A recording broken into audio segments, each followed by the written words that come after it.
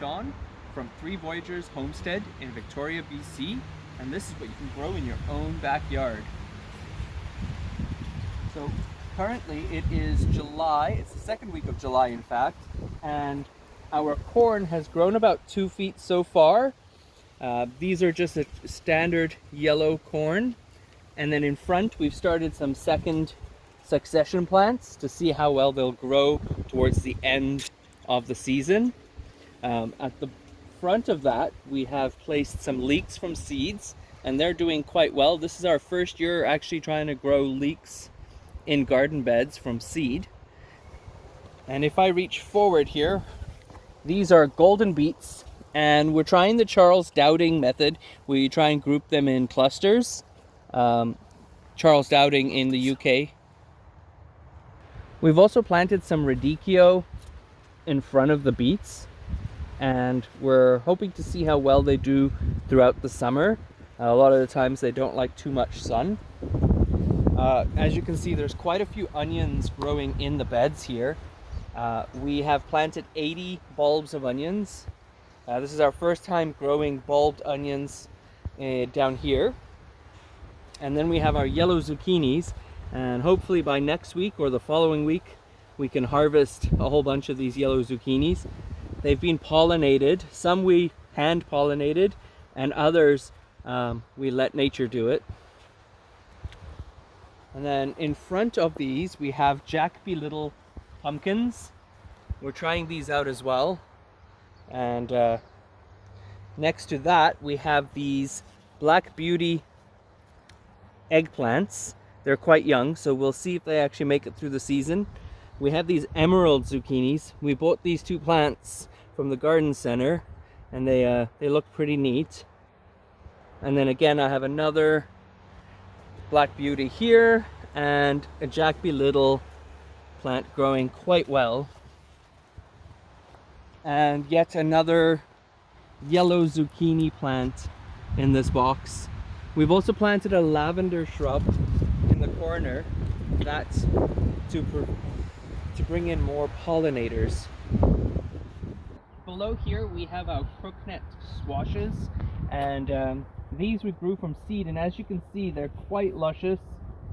In the back behind them we've tucked in some sunflowers, and they're doing quite well as well. It looks like we might start seeing a flower head soon. Next to the squashes we have our raspberry plants.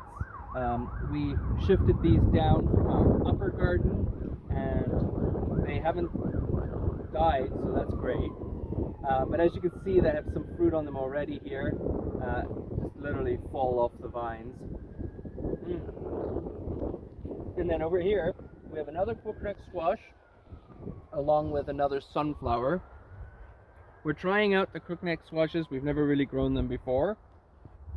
And then in this bed we have grown acorn squash around the perimeter, and we haven't yet seen many fruit. We do have some fruit on the end there.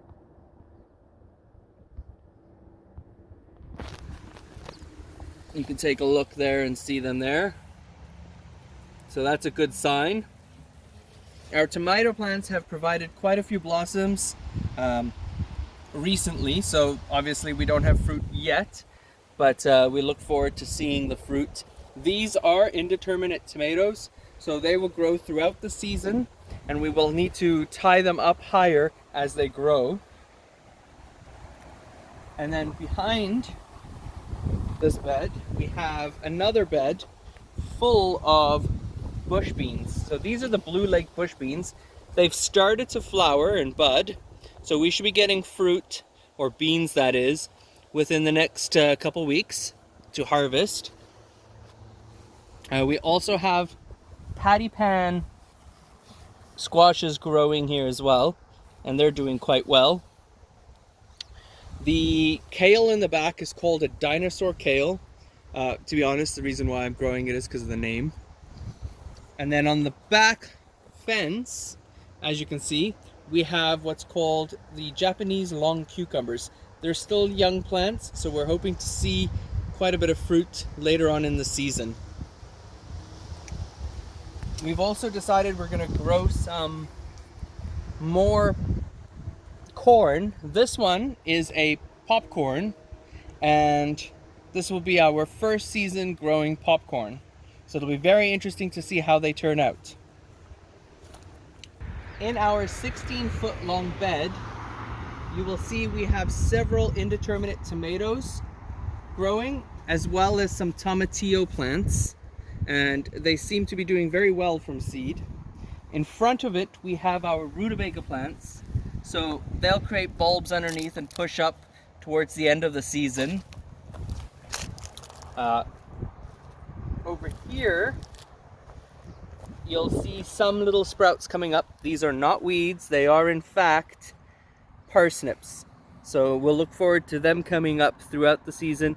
Once it gets a little bit cooler, the root vegetables will actually sweeten up. And on this side we have yellow and orange carrots growing throughout. On the end cap here, we have planted some lobok, also known as daikon, which is great for Asian salads. On the other side of the bed, we have run 2 rows of red beets. These are the Detroit beets, as well as the golden yellow beets. Now they're young, so again, more of a early fall, late summer vegetable. And as you can see, we're also growing green, gigantic zucchini. And if we look over here, we have some that's already started growing and has pollinated. This is probably another week or 2, and we'll be picking all these zucchinis. We have 2 plants here and a younger one on the end. Here you will see we have 4 butternut squash plants, quite young, so we have no fruit at this point.